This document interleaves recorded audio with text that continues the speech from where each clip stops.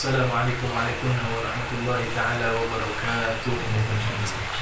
Bismillah walhamdulillah wassalatu wassalamu ala sayyidina Rasulillah Muhammad bin Abdillah wa ala alihi wa sahbihi wa man walah wa la hawla wa la quwwata illa billah, amma ba'd. Bismillahirrahmanirrahim. Nawaitu ta'alluma wa ta'lima wa tadhakkura wa tadhkira wa naf'a wa intifa'a wa ifadata wa istifadata wa hatta ala tamassuki bi kitabillahi wa sunnati rasulih wa du'a ala huda wa dalalata ala khairi ittiba'a wajhillahi wa maradatihi wa qurbihi wa nasrihi. Alhamdulillah, puji syukur kita haturkan kepada Allah Subhanahu wa taala setiap waktu, setiap saat, atas segala nikmat-nikmat yang Allah berikan kepada kita. Dan syukur pula, alhamdulillah, kesekian kalinya kita bisa jumpa membahas sedikit tentang perjalanan kehidupan manusia yang termulia, yang tertinggi, yang teragung, yang membawa kemuliaan dan ketinggian bagi mereka-mereka yang mengikuti dia. Alhamdulillah, alhamdulillah. Sebagaimana kita telah bahas dan kita telah tilik sedikit tentang salah satu penyebab mengapa Baginda Rasul SAW memerintahkan para sahabat untuk berhijrah ke kota Madinah. Tentu seperti yang telah kita sampaikan kemarin, bahwasannya ini bukan hijrah yang pertama. Hijrah yang pertama pernah dilangsungkan oleh para sahabat atas perintah Baginda Rasul ke Habasyah, di daerah Ethiopia, sekarang Afrika. Yang mana ketika itu kaum muslimin yang hijrah ke Ethiopia, ke Habasyah, jumlahnya tidak banyak di situ. Jumlahnya hanya sedikit. Di sisi lain memang kaum muslimin di waktu itu juga masih sedikit. Di dalam satu riwayat dikatakan hanya 10 orang laki-laki dan 5 orang perempuan yang pertama kali hijrah ke negeri Habasyah. Dan alasannya sama gitu, untuk mencari keamanan, untuk mencari ketenangan. Sebagaimana kita ketahui, mereka-mereka ahli iman, lebih-lebih mereka-mereka sabiqun al-awwalun yang memeluk agama Islam di awal-awal. Di antara mereka itu ada yang lemah, dan mereka-mereka yang lemah mendapatkan tindasan yang begitu hebat ya. Bahkan bukan hanya mereka-mereka yang lemah yang mendapatkan kesusahan. Seperti yang kita sampaikan, hempitan dari segi apapun daripada kaum muslimin yang beriman mengikuti Nabi Muhammad, padahal ajarannya Nabi ini ajaran baik, Nabi menyampaikannya dengan baik, tapi tetap aja ada di antara mereka-mereka yang tidak menerima ajarannya Nabi, justru memusuhi baginda Rasul. Maka Nabi memerintahkan untuk berhijrah, di antaranya yang pertama kali ke daerah Habasyah itu dia. Akan tapi tidak lama, berlangsung beberapa bulan, setelah itu mereka kembali karena memang jumlahnya masih sedikit. Jadi mereka, walaupun mereka bisa hidup, mereka mendapatkan ketenangan di negeri Habasyah, akan tapi dengan beberapa alasan mereka tidak bisa berlangsung lama. Setelah itu beberapa waktu kemudian Nabi SAW memerintahkan untuk berhijrah kembali para sahabatnya dengan jumlah yang jauh lebih banyak. Di antaranya 80, salah satu riwayat mengatakan 83 laki-laki dan 14 perempuan. Mereka hijrah semua ke negeri Habasyah. Dan di antara mereka nggak kembali sampai mereka mendengar bahwasannya Nabi SAW berhijrah dirinya sendiri ya. Kalau tadi ke Habasyah itu memang menyeru untuk para sahabat, sampai baginda Rasul sendiri hijrah ke negeri ke kota Madinatul Munawwarah. Kemarin telah kita ceritakan sedikit tentang alasan hijrahnya baginda Rasul ya. Sebelum hijrah pun Nabi telah mengusahakan, diantaranya Nabi meminta bantuan, karena kita ketahui Nabi ini punya banyak kerabat di negeri di kota Taif, kota yang dekat daripada kota Mekah. Akan tapi apa yang diusahakan oleh Nabi ketika itu belum menghasilkan apa yang diinginkan, apa yang diharapkan, apa yang ditujukan, supaya warga Taif untuk membela Nabi. Di sisi lain karena di sana juga ada kerabat-kerabatnya Nabi, yang mana dengan keberadaan mereka ini seharusnya membuat kuat posisinya Nabi.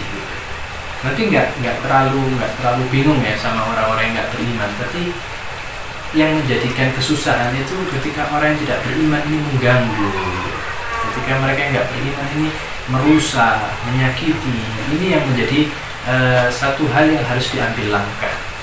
Dan kita bisa ambil hikmah di mana Nabi ini bersabar. Sallallahu alaihi. Nabi ini bersabar bukan hanya setahun, bukan hanya 2 tahun, bukan hanya 3 tahun. Nabi ini bersabar sampai 10 tahun lebih terhadap gangguan dakwah yang begitu hebat. Bagaimana datang kepada kita riwayat bahwasanya Nabi ini dicelakakan gitu, bukan hanya dihina dengan mulut-mulut mereka, bukan hanya digoda ya atau diganggu yang menyakiti sedikit, tapi Nabi ini memang sampai pada posisi di mana Nabi ini hendak dibunuh sampean di situ. Dan Nabi bersabar atas apa yang telah Allah gariskan di situ. Dan kita harus juga tahu bahwasanya para sahabat juga bersabar akan hal tersebut. Di sini jadi hikmah kepada kita bahwasanya ada yang namanya proses gitu. Nabi bisa minta sama Allah, ya Allah jadikan seluruh kota Mekah beriman semua. Jadikan saya ini kaya raya, saya bisa bayar mereka-mereka yang beriman. Bisa. Nabi ini yang punya semuanya. Ya kan, seperti yang kita kisahkan di beberapa pertemuan yang lalu, bahwasanya ada satu riwayat yang disahihkan oleh Imam Hakim mengenai awal di mana awal Allah menciptakan Nabi Adam alaihissalam hingga Nabi Adam bertawasul kepada Nabi Adam mendapatkan ampunan dari Allah akan berkat tawasulnya terhadap baginda Rasul, dan di situ Allah menampakkan keagungan kekasihnya yaitu Nabi Muhammad. Allah Subhanahu wa taala mengatakan kepada Adam, "Wa li ajlihi khalaqtuka wa khalaqtus samawati wal ardh." Karena Nabi Muhammad saya ciptakan engkau. Nabi Adam aja manusia diciptakan karena Nabi Muhammad gitu loh. Jadi Nabi Muhammad ini keberadaan alam semesta ya karena adanya Nabi Muhammad. Jadi Nabi Muhammad yang punya segalanya di situ. Nabi bisa, semuanya bisa, tapi di sini kan menjadi pelajaran sebagaimana kehidupan. Tabarakalladzi biyadihi mulku wa ala kulli syai'in qadir alladzi khalaqal mauta wal hayata liyabluwakum ayyukum ahsanu amala. Yang mana Allah ciptakan kehidupan ini bukan seperti yang kita pikirkan. Kalau kita pikirkan, ya gampang aja. Nabi tinggal minta sama Allah untuk semuanya beriman. Nabi tinggal minta sama Allah seperti malaikat-malaikat menawari, ya Nabi mau tidak kita tawarin kalau gunung ini kita rubah menjadi emas, kemudian kau bisa berdakwah dengan keberadaan harta benda tersebut. Enggak, Nabi ini tahu hakikat hidup itu di mana. Yang itu Allah Subhanahu wa taala berfirman, Allah menciptakan kehidupan, kematian untuk manusia itu dicoba, diuji di mana di antara mereka yang terbaik. Nanti kata nggak ada ujian, nggak ada hempitan, nggak ada kesusahan bagi para sahabat. Bagaimana kita bisa menilai bahwasanya sahabat-sahabat orang yang terbaik? Nanti kata Nabi dakwah dengan uang, Nabi dakwah dengan kedudukan, nggak ada. Semuanya nyaman semua akhirnya. Akhirnya nggak ada nilainya, nggak ada orang yang lebih mulia, nggak ada orang yang lebih tinggi, semuanya sama semua. Tapi dengan keberadaan ini tadi, ujian, hempitan dan kesusahan yang didapati oleh para sahabat, disitulah kita bisa menyakui bahwasanya para sahabat memang pantas untuk menjadi manusia yang terbaik setelah para anbiya karena sabarnya mereka. Kembali pada cerita di mana ketika itu Nabi sudah ACC, ya seperti yang kita ceritakan kemarin, orang-orang Madinah sudah 2 kali rombongan mendatangi Nabi, dan Nabi sudah membaiat setiap satu gelombang rombongan dibaiat sampai rombongan gelombang kedua. Nah, Nabi pun membaiat dengan jumlah masyarakat yang banyak gitu, yaitu maka dikenal dengan baiat Aqabah al-Ula. Baiat Aqabah yang pertama, kedatangan kaum Ansor dan kaum Aus dan Khadraj yang datang dari negeri Madinah. Mereka dibaiat pada gelombang pertama, dan pada gelombang kedua tersebarnya berita kenabiannya Rasul. Akhirnya gelombang kedua datang lebih banyak lagi dan dibaiat mereka, maka tersebarlah di kota Madinah berhadap kerasulan daripada Nabi Muhammad SAW. Karena sudah adanya komunikasi, sudah adanya hubungan, ya kan?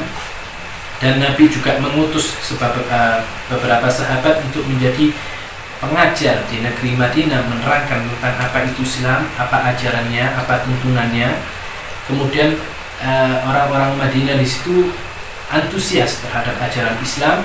Dan ketika Nabi merasa sudah waktunya, Nabi meminta izin dan mendapatkan izin dari Allah Subhanahu wa taala untuk memutuskan para sahabat berhijrah ke kota Madinah. Sebagaimana kita tahu ikhwan yang dimuliakan Allah Subhanahu wa taala, Mekah Madinah ini jauh gitu. Kalau kemarin saya hitung, saya lihat itu di peta, ya kurang lebih hampir 500 km.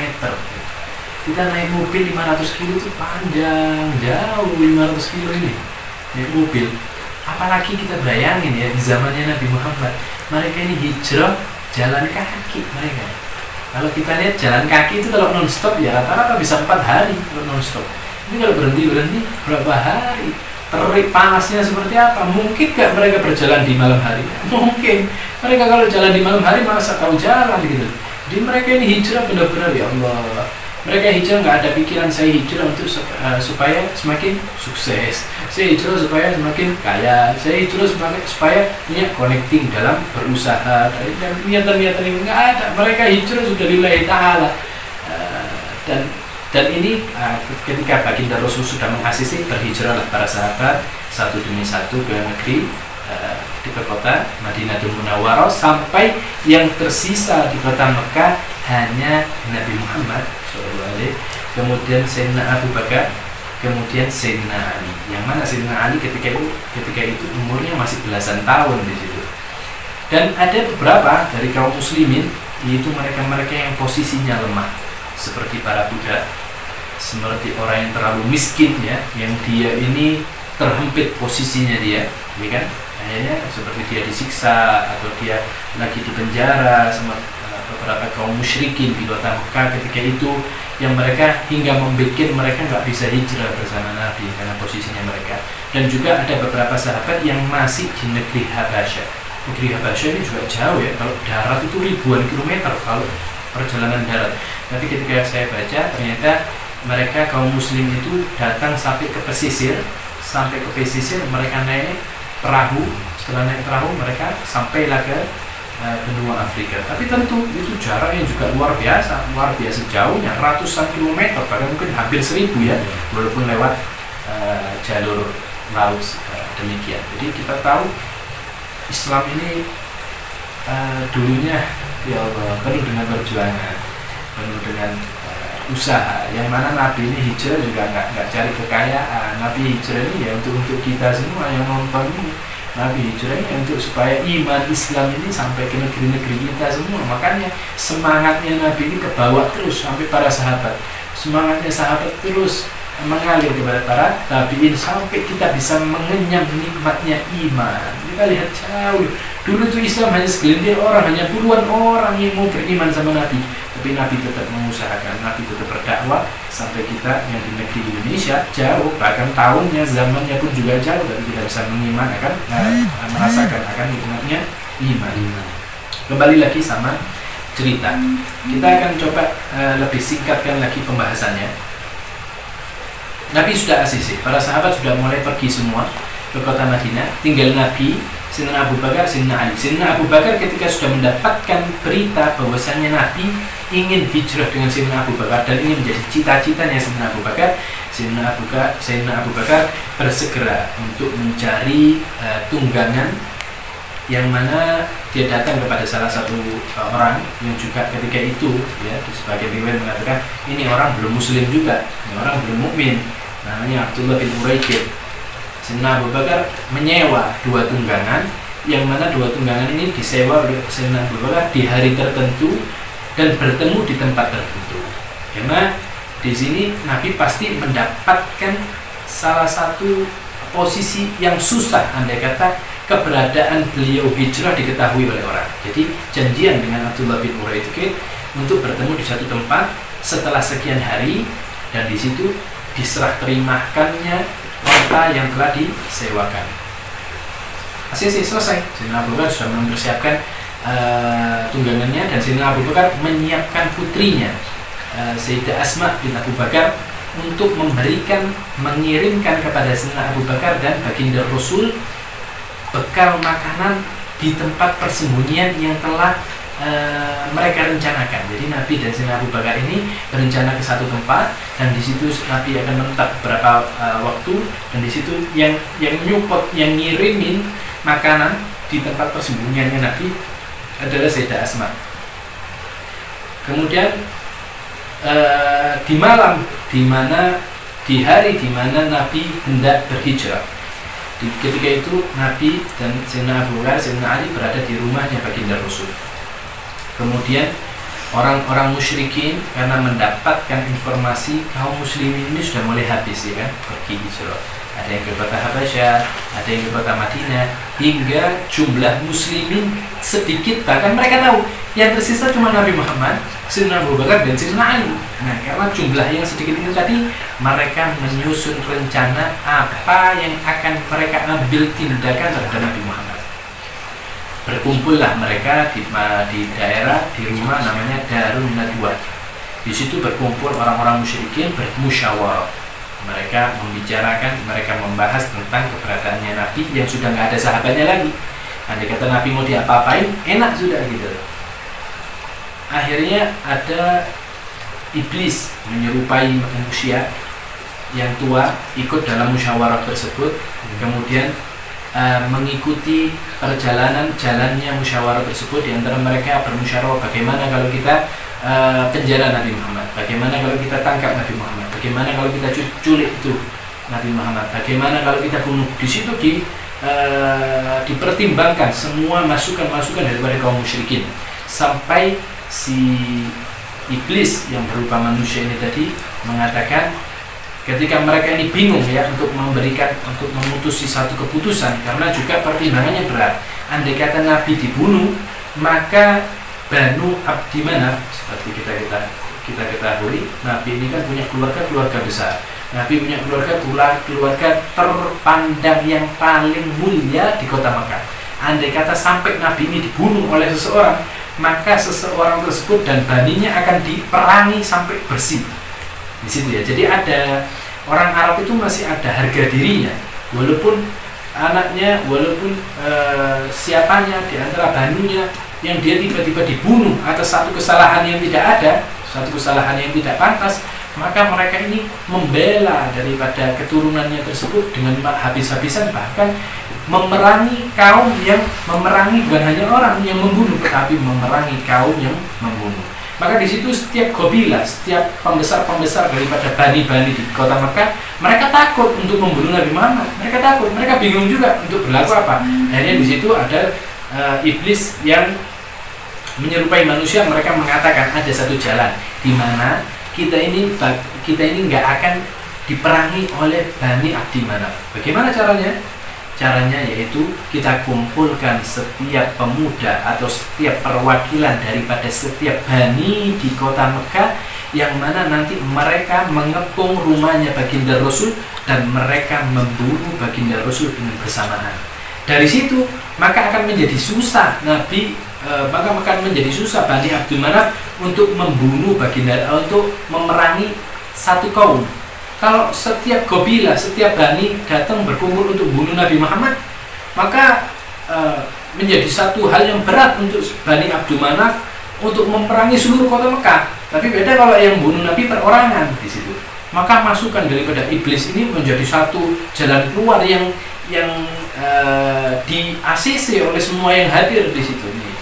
Iblis ya, kalau kita ketahui kemarin diterangkan oleh Ustaz Sofyan Harith, bahwasanya kelahirannya Nabi ini seluruh alam semesta semuanya senang, gak ada yang susah, gak ada yang sedih, kecuali iblis. Iblis yang paling gak terima kalau ada Nabi Muhammad. Kenapa? Kalau Nabi Muhammad diutus, kalau Nabi Muhammad lahir, maka sia-sialah seluruh usahanya iblis untuk menyelakakan manusia, menemani keberadaan iblis kelak di neraka. Jadi itu tujuannya iblis ini kan untuk memperbanyak teman untuk masuk neraka. Tapi kalau Nabi Muhammad lahir, keinginan mereka itu seakan-akan sia-sia gitu. Jadi itu tadi ya, kembali lagi kepada keputusan kaum musyrikin untuk bersetuju. Mereka setuju atas masukan daripada iblis ini untuk membunuh Nabi Muhammad dengan menusuk beliau, yang mana yang menusuk ini orang banyak dan setiap perwakilan daripada Bani. ACC lah mereka semua. Dan Nabi ketika itu mendapat kabar daripada malaikat Jibril untuk malaikat Jibril mengatakan kepada Nabi, wahai Rasul, mereka kaum musyrikin telah demikian, maka lebih baik engkau nggak bermalam malam ini di rumahmu. Maksudnya engkau hijrahnya malam ini. Dan Nabi ketika itu di dalam rumahnya beliau bersama Sayyidina Abu Bakar, bersama Sayyidina Ali, menunggu izin dari Allah Subhanahu wa Ta'ala. Ini Nabi nggak mau ngelangkah satu langkah dari rumahnya kecuali ada izin dari dari Allah, semuanya dari Allah, nggak main-main sendiri. Kita lihat Syekh Abdul Qadir Jailani dalam manaqib kehidupannya beliau mengatakan, saya nggak makan, saya nggak minum kecuali dapat ilham dari Allah Subhanahu Wa Taala. Sekelas Syekh Abdul Qadir Jailani, apalagi sekelas Nabi Muhammad SAW. Maka Nabi ketika itu di rumahnya beliau dan di luar rumah beliau telah berkumpul setiap perwakilan daripada bani-bani, sampai di dalam riwayat dikatakan nggak mungkin ada satu jengkal yang kosong. Jadi rumahnya Nabi dikelilingi itu sama manusia-manusia, sampai andai kata semut lewat saja itu orang tahu gitu loh. Saking rapatnya itu mereka-mereka yang mengepung rumahnya baginda Rasul. Dan Nabi ketika dikepung itu Nabi mengatakan kepada Sayyidina Ali, "Wahai Ali, kau gantiin saya di ranjangnya saya, dan kau tutupin dirimu dengan ya bahasa ini kita selimut ya, seperti selimut, tidak gitu, penutup gitu, supaya mereka kalau ngintip mereka tahu kalau di dalamnya ada Nabi di situ, di dalamnya ada orang. Jadi mereka mengira bahwasanya di dalam rumah ini Nabi masih di dalam, tinggal mereka memulai untuk mendobrak pintunya Nabi. Jadi keberadaannya Nabi telah diketahui dengan tidurnya Sayyidina Ali. Seperti yang kita ketahui, yang pertama kali mendermakan nyawanya di jalan Allah adalah Sayyidina Ali bin Abi Thalib di zamannya Nabi. Mendermakan ya, syahid yang siap syahid di jalan Allah. Dan di situ Sayyidina Ali ini umurnya belasan tahun, dan Sayyidina Abu Bakar umurnya puluhan tahun. Sayyidina Abu Bakar ketika itu sudah umurnya hampir 50. Kalau kita secara logika, kenapa nggak Abu Bakar aja, wahai Rasul, ini kan sudah umurnya sudah tua, sudah nikmat ya di dunia. Dan saya masih umur belasan tahun. Kalau kita mikir kan gitu. Tapi Nabi mintanya Sayyidina Ali. Ya kan udah Sayyidina Ali walaupun muda siap, dia siap untuk mati. Kemudian Allah Subhanahu Wa Taala menurunkan ayat, dan di situ Nabi Shallallahu Alaihi Wasallam mengambil segenggam daripada pasir, kemudian membacakan waja'alna min baini aydihim saddan wa min khalfihim saddan fa'ashaynahum fahum la yubsirun. Ini salah satu ayat di dalam Al-Qur'an, di dalam surat Yasin. Kemudian Nabi tiupkan di Nabi lemparkan atau Nabi tiupkan, saya juga belum tahu pastinya. Intinya ditebarkan oleh baginda Rasul, maka satu genggaman daripada pasir tersebut itu berterbangan hingga masuk ke panca indera mereka-mereka yang ada di sekeliling rumahnya Nabi. Hingga mereka, sebagian tidak mengatakan, mereka nggak ada satupun yang melihat, mereka nggak ada satupun yang dengar sesuatu. Seakan-akan menjadi inderanya menjadi mati semua. Ya, kalau kita lihat artinya juga demikian gitu. Akhirnya karena sudah Nabi tebar seperti itu, sebagian riwayat juga mengatakan mereka tertidur semua. Mereka ini orang berapa? Yang ngepung Nabi ini orang banyak gitu. Tapi Allah jadikan, nih lihat, kalau kita mikir kan nggak masuk akal ya. Kenapa Nabi ini hijrahnya sendirian? Ini kan membahayakan. Nabi punya umat, Nabi punya kelompok. Kenapa nggak hijrah langsung? Nggak, di sini Allah mau menampakkan kepada kita bahwasanya Allah lah zat yang maha terbaik dalam perlindungan. Nabi nggak butuh bodyguard. Sudah, Allah sudah cukup. Akhirnya Sayyidina Abu Bakar mengatakan kepada Rasul, menawari Sayyidina Abu Bakar inisiatif untuk menggendong Rasul. Dan Sayyidina Abu Bakar menggendong Rasul untuk keluar rumah di waktu di mana para orang-orang yang di sekeliling rumahnya beliau sudah tertidur pula, sudah inderanya nggak ada yang bahasanya kan nggak ada yang hidup inderanya itu. Terus mereka berjalan, dan di situ Sayyidina Abu Bakar berjalan dengan cara menjinjit supaya telapak kakinya Sayyidina Abu Bakar nggak kebaca oleh mereka dan tidak diketahui kalau Nabi ini sudah keluar. Kita ini kalau jalan jinjit tanpa gendong orang itu sudah lelahnya minta ampun. Apalagi ini Sayyidina Abu Bakar, saya yang gendong dan saya jinjit sampai kemana? Sampai ke tujuannya, supaya nggak ada jejaknya. Supaya jejaknya itu cuma hanya kayak tembusan tanah yang bukan orang lah. Orang mengira ini bukan orang lah, bukan manusia. Subhanallah, di mana Nabi mulai berjalan, disitulah orang-orang akhirnya siuman dan mereka terkaget akan kondisinya mereka. Kok bisa kita ini murung-murung ngantuk, tiba-tiba kok mengantuk semua, akhirnya istirahat semua. Ayo sudah, kita dobrak, diintip sama mereka yang di sekeliling daripada rumahnya Nabi. Mereka dapati bahwasanya Nabi masih di dalam. Ya kan ada orang tidur di ranjangnya Nabi, selimutan. Ini pasti Nabi. Akhirnya mereka nggak mau lama-lama, mereka dobrak itu pintu, kemudian mereka sudah hendak menghenuskan pedangnya langsung ke ranjangnya beliau yang di situ ternyata Sayyidina Ali. Akhirnya ada beberapa bilang sudah, jangan dulu, kita pastiin. Ketika dibuka ternyata Sayyidina Ali bin Abi Thalib. Kita kalau lihat kita dalam kehidupan aja coba. Kalau kita ini ngejar maling misalnya, ngejar maling ini punya teman, tapi yang nyolong yang satunya, yang nyolong si A sama si B, barangnya di si A. Tahu-tahu yang ketangkap si B. Kira-kira kita pukulin nggak si B? Dipukulin nggak bisa-bisa. Kemana si A? Kemana? Ini Sayyidina Ali siap dia tahu resikonya. Saya kalau nggak dibunuh habis sudah saya.